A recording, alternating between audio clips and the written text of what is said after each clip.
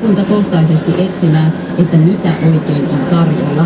Sanoisin kyllä, että kannattaa käväistä jossakin hyvin erikoisessa paikassa syömässä, sillä tämän päivän yksi idea on se, että saa myöskin mielenkiintoisia makukokemuksia.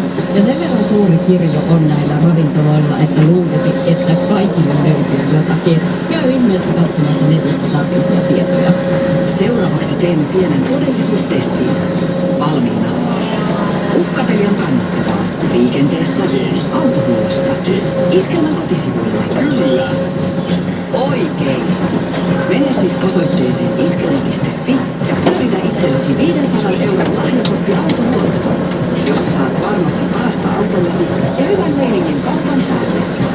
Yhteistyössä Iskelmä ja Rasvanen. Virkeä laitteinen. Naapuri kulki tuossa eilen ohi, kun olin ikkunoita tiivistämässä. Se on vähän koiralle.